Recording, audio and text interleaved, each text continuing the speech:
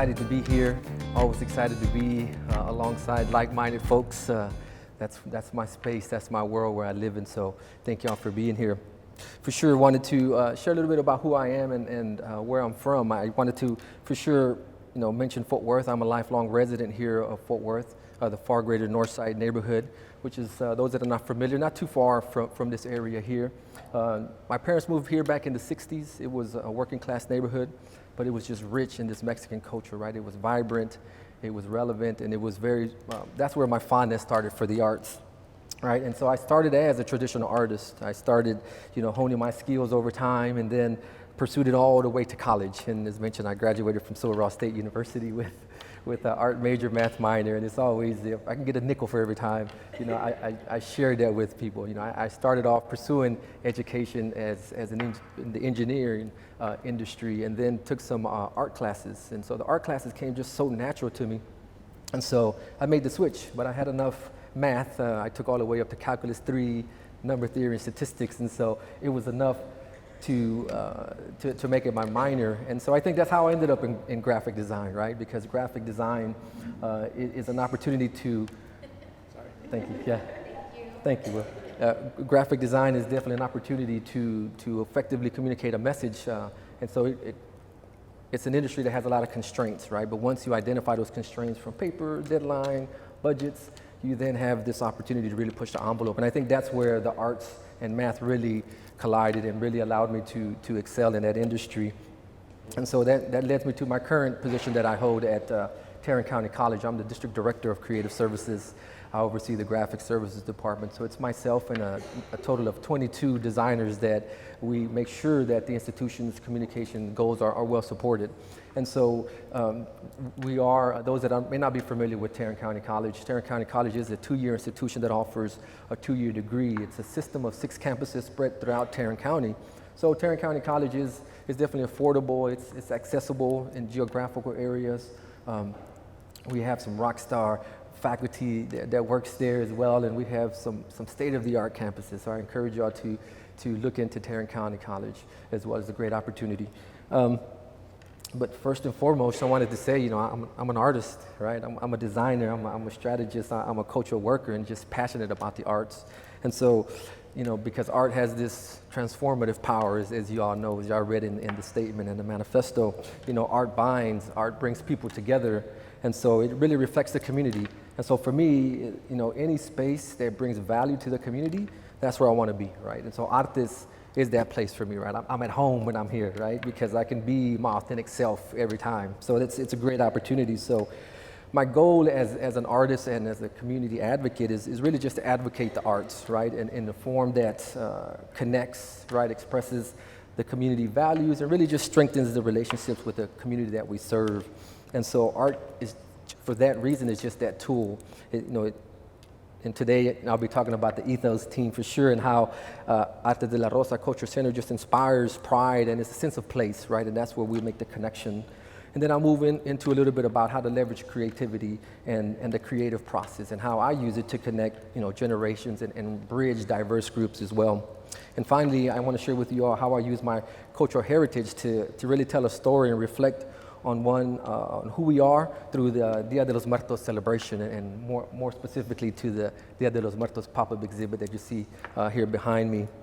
So I'll move right into the culture center, right? The sense of place, and Arte de la Rosa has this long-standing commitment to the arts, right? With over 100 years on the belief that art has the potential to educate, engage, and inspire individuals. And so this place carries a special sense of place for me and fond memories as well, as 3 of my children went through the cultural enrichment programs that they offer and activities, and did performances on the same stages that some of the great Mexican actors and legends performed on as well. So that's a great connection for me and for my children. But now as a current board member and assisting with marketing, I definitely understand the significance and meaningful attributes of a diverse community and this cultural richness that they add to the city. And so Arte de la Rosa reflects and represents those communities. And so the fundamental values and beliefs of Artes has this shape the cultural identity as well as tell the Latino story and really shape the places that we live here in Fort Worth. And through its mission, Artes de la Rosa has brought this very character and uniqueness to the neighborhood and as a creative environment. And so I wanted to talk a little bit more about Artes because, again, it is close to my heart, but a lot of what the ethos behind this space is really just a venue that inspires artistic expression and advances cultural literacy. If you can see just with the pieces throughout here today of how they do just that. And so I'm always excited about stepping into these galleries because we see just last couple of weeks we had the Ode to the Masters and very traditional and masters in regards of presentation. And then maybe a year back or so, we had the lowrider experience and culture right within mixed into it. And that's part of the Latino culture and part of how we express ourselves through the vehicle, through the decoration. And we brought it into the galleries to show the artistic side of it. So that was very exciting. And so I've been fortunate enough for the past 50 years to be involved. I've showed in this exhibit, this gallery, and so very excited to always come back. And then kind of moving transition into some of the things that Artes has done well over the years. It's really this educational and cultural programs.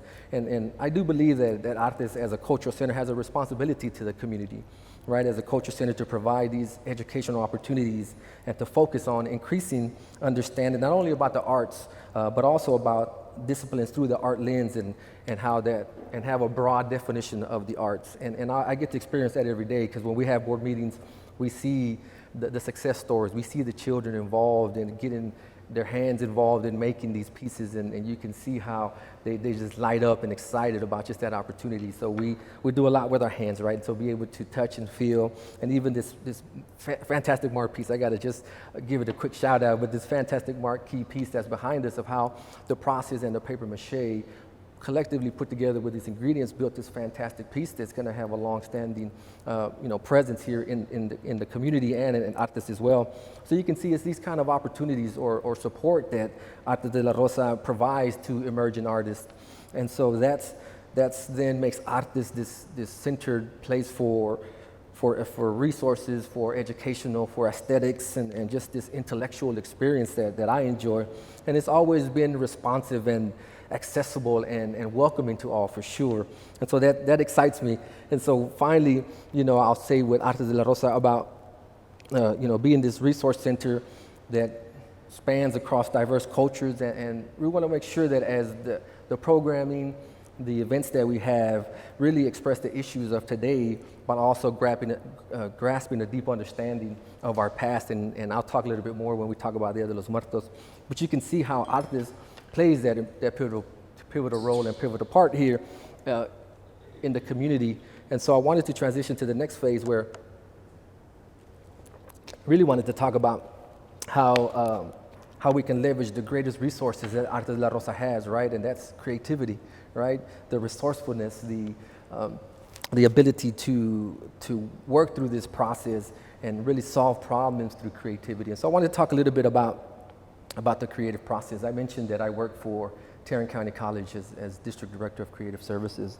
And so one of the things that inspires me in my current role is really just the ability to be creative, right? And when I tell my team all the time that for me, creativity is just critical thinking at its highest form, right? And it's a process where we can turn these imaginative ideas into realities. I had an instructor that would tell me all the time, if you can think it, you can draw it, right? And so trying to take that kind of philosophy to some of the work. And so quick story time. I was at an event and I saw a wall poster years back. It was at my daughter's local middle school art classroom. And it consisted of an illustration of this brain, and it had arrows kind of pointing all in different directions. And within that poster, it had this bold headline across the top that read, "Artistry, art is a whole-brainer," right? And simply described the cognitive process, which is creativity, in one image, right? It had arrows to imagination, words like imagination, creativity, critical thinking, problem solving, communication, collaboration, resilience, self-reflection, and risk-taking. So all of those elements coupled with intent and effort thus the creative process became a great opportunity for growth, right? And so those are the things that excite me. And one poster just did all that at a middle school at all places, but you can see the knowledge was there, and so hopefully the students picked it up much like I did. And so talking about growth, I wanted to really highlight how creativity, more so how we can maintain this growth mindset, right? Because it's about the right mindset when you're talking about creativity, and really how do you tap into this skill and craft and really leverage the creativity to problem solve, and just really sometimes even challenge these professional boundaries. And so that's the ethos, right? That's the principles, that's the standards, and really that's the self-discipline really comes into today's topic and some of the talks that I'll be sharing. And so, continuing to talk about creativity, and whether you just started now exploring it or been creating your entire life, right? One thing always remains too, that art is this powerful form of expression. And to quote the French artist Henri Matisse, who famously said, "Creativity takes courage," right? And so creativity does take a lot of boldness, right, to freely express your ideas and put it in front of the world. That's always the challenge, and I think it takes courage to express those things that you are passionate about, and I shared some of mine, and how to overcome those limits of our comfort zone, because we gotta sometimes move out of our comfort zone, but sometimes still kind of stay in our lane. So that's the unique balance, right? And so, I work, and so over the years, I really worked hard to just master that craft. I didn't let that fear kind of dictate how I express my ideas, and so that was very helpful for me as well. My creativity, feeds off of this courage, and courage brings a lot of my creativity to life. And so I'll talk a little bit more about that here in a bit, but I live by this motto, and the motto is, as I live, I create, and as I create, I live. And so simply put, it's more about just being open to experiences, right? Which is really the trait that kind of predicts creativity. So experiences is what kind of gauges those kind of things. So we really talked about art and ethos in that capacity. And so those are the things that kind of drive a lot of the work that I do, not only professionally, but in my personal life. And as I share this all the time with folks, I kind of work my way up the ranks in the brand marketing industry, and kind of understand the processes building up. And as the higher you go up in the creatives, the more you move away from some of the actual creating. And so we have this running joke in my office that I went from being an artist to a writer, right? Because I write so many creative briefs, so many proposals, so many examples and justification of some of the work that we do. And so it's always great to be able to bring it back to the creative side. And so one thing that I personally did to kind of continue, because I'm a designer, I'm an artist at heart, I'm a designer. And so I've always had this creative itch that I must scratch, right? And so one of the things I did many years back is I progressed and did a lot, not touching as much of the projects, but just kind of guiding and giving direction in regards of how to scope a work, to analyze things, and how to manage resources, time management, all of the standard things that you do as a director. But really started creating this space for myself to really push the envelope. And so one of the things that I did, probably about 10 years back, was I created a series called 52 of 52. And so what I would do is I'll pick a topic, and every week I would create a piece, right? On my own time and on the weekends, and try to create these pieces. So every year anything that I wanted to improve on, I would work on that. If it was Photoshop, if it was Illustrator, if it was typography, if it was photography, you name it. I really wanted to push the envelope. And so what was exciting to me was that every week I would create a piece, and finally at the end of the year, I had this collection of 52 pieces that really highlighted the work, and you can see the progression that really developed over those times. And so I've done everything from typography, where I really wanted to master the typography approach to letters, as well as combining fonts and so forth. And so I did a series, and it was interesting to see over the year, because I would take things that would inspire me. It would be a quote, it would be a TV show, it would be a music lyrics. So anything that inspired me, I tried to capture that essence. And it was kind of a stamp in time where I was able to really pull the whole collective piece, and eventually wanted to do an art show of that. For me, it was really just about inspiration and staying creative, but definitely there's enough there to really kind of promote it. And one of the last ones that I'll share that I did regarding the 52 of 52 was one where I enjoy photography. I have the Nikon D70,000. I have the telephoto lens. I have all of this equipment, but it was always with my phone that I would carry, and I would take majority of pictures, almost like everybody else. So I began to figure out, I had this collection of pictures. What I wanted to do was really create a process that specifically was through the phone. So I would take my pictures with my phone. I downloaded an app that allowed me to really stylize the photos, and then it allowed me to overlay text and quotes. And so you can see I kind of build these pieces up.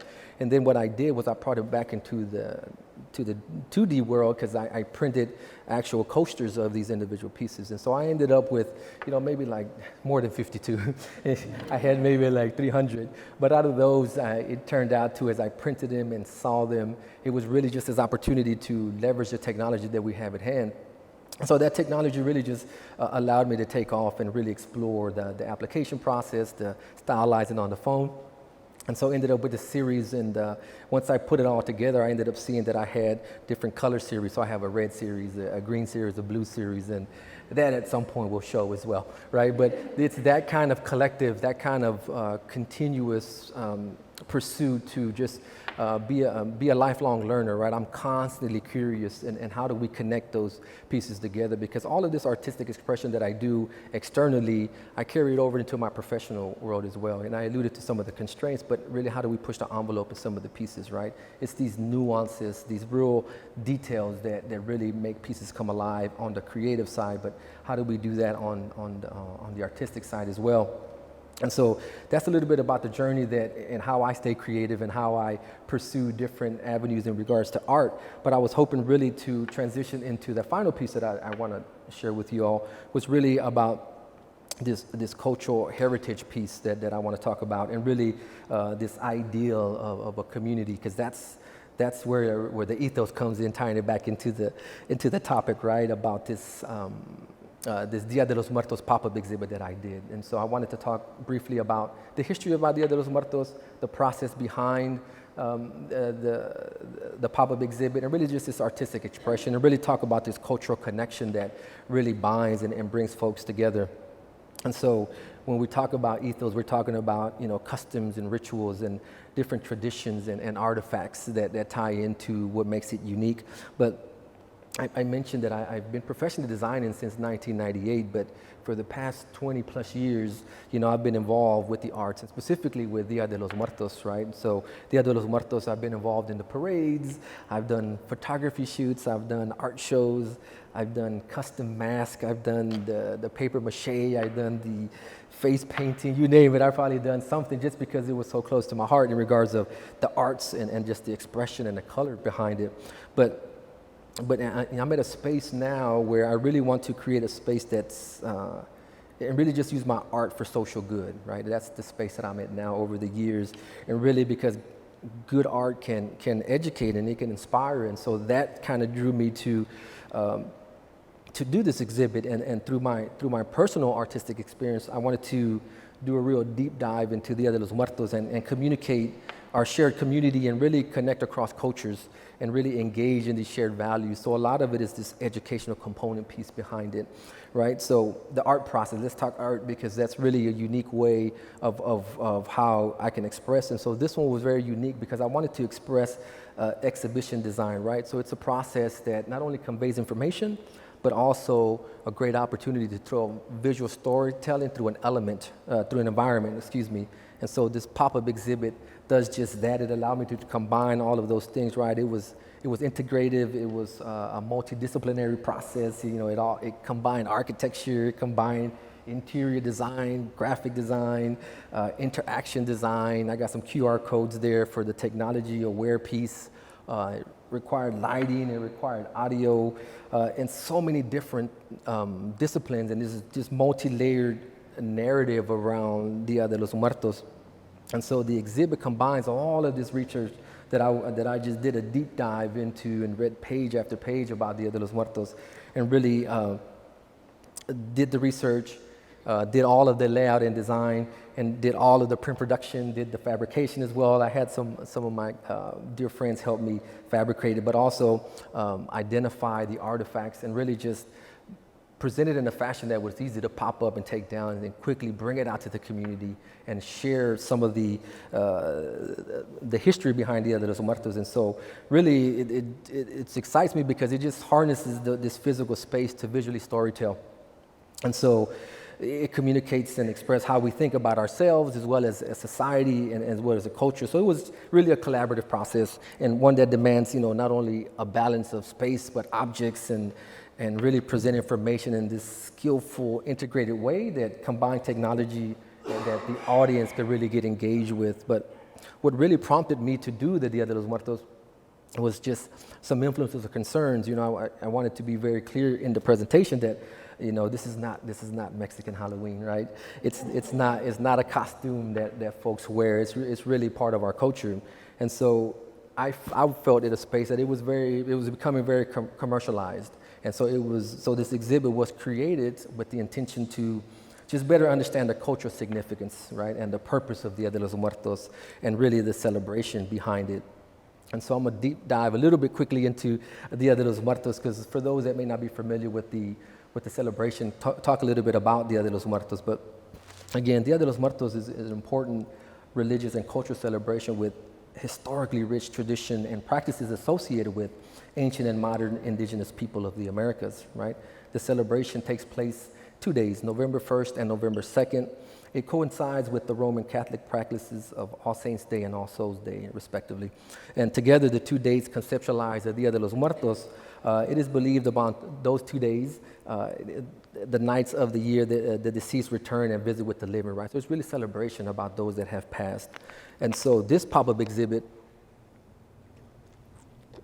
is titled Duality of Life and Death, right? Origins, history, and traditions of Dia de los Muertos.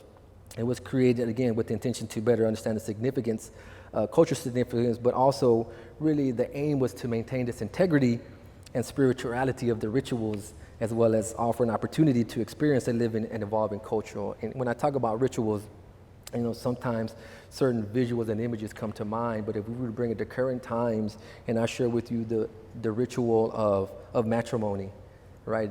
It's this process where you're walking down the aisle, you got the arrangement, you got the music. Even further, to tie it into my profession in higher education, where we have commencement, right? We have the pomp and circumstance, we have the gonfalon introductions, we have the name recognition. So a lot of rituals that we put emphasis on, very similar in Dia de los Muertos, and that's what we were trying to come back to and really connect with. So it was just an opportunity for me to visually storytell, and so it's presented in this dynamic, very interactive ways, and the goal was to really engage all 5 senses, and that was a challenge. I think the only thing that I'm missing is probably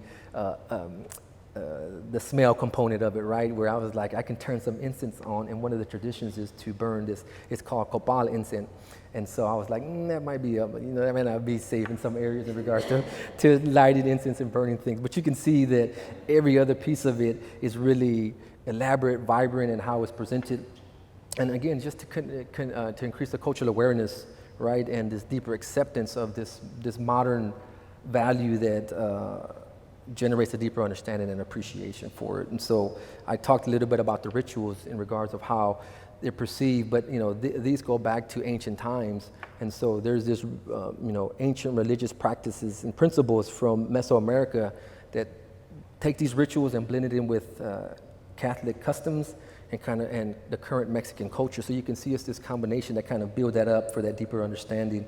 And really, I wanted to focus on the duality of life and death, because it's one thing to accept life and death, because it's just these two balances that interact as opposing and complementary forces, right, as we transition to the spiritual world. And so that's very important, and that's captured throughout there. And I won't give it all away, because I definitely want y'all to experience it and really kind of understand the process of it. But it's really, simply put, it's really just about this cyclical nature of life.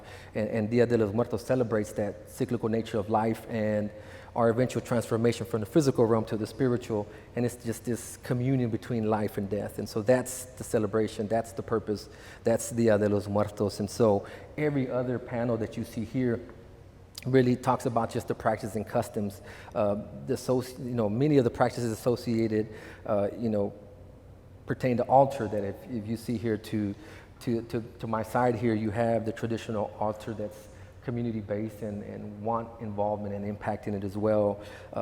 We have the bringing of the flowers. In Spanish they're called cempasúchils, and it's the marigolds that allow to bring brightness and colorful and kind of guide the deceased back to the homes of the individual, as well as traditional food. It's really pertaining to the elements, right, and natural things, right? So you see the flowers that after they decompose, they return back to the earth. You have these flowers that guide individuals. We have the natural element of wind, and so you see a lot of presentation in regards to papel picado. Papel picado is like punch paper that allows to really, in time, it's symbolic of the wind, and so you can see these elaborate cutouts as well. That is an artistic piece in itself. So you can see each element brings that connection and reassurance, and so that's a little bit about the pop-up exhibit. I really hope you all get to enjoy and experience that, because it does a deep dive. The concept that, as I wrote this, was to really talk about the origins and really explain some history behind it and really kind of put it in context of how individuals are using it. And the beautiful thing about Dia de los Muertos is that it's constantly evolving depending on the region or the area that you're from. And so one of the latest, probably most recent things that was introduced to Dia de los Muertos, if you've seen the Day of the Dead movie, was the alebrijes. And so the alebrijes is something new that was introduced, but there was a connection, if I can remember, from the Zapotec culture, where they had this connection with some spirit animals as well. So there was some historical context is there, but it's very new and introduction, and the story is fantastic. Now, I won't give it away, but we talk a little bit about the story of how the alebrijes came to be. And so you can see it was a very collective process in regards of presentation and materials used, as well as artifacts combination to really celebrate Dia de los Muertos. And so that was my aim, was just to raise awareness and bring this cultural context and just give a deeper acceptance to the celebration coming up here in the next couple of days. And so those were my three topics. Really, the cultural center was a sense of place for me. It has some very personal meaning, as well as the creative process, right? We're all in the creatives. I think I like the motto in regards of it's in all of us, right? And if you started or you've been involved, creativity is just a great avenue, and that's the ethos as well. And finally, just this artistic expression that really highlighted my work, but also hopefully it was an educational component piece that as we go forward, we embrace differences and really are able to come together and celebrate those shared values that we all have. And so with that said, that was a great opportunity for me to share some thoughts, but I'm always, with like-minded folks, I want to hear from you all. I want to hear your thoughts about creativity. I want to hear the questions about some of the approach and things of that nature, because that's always a learning experience for me as well. So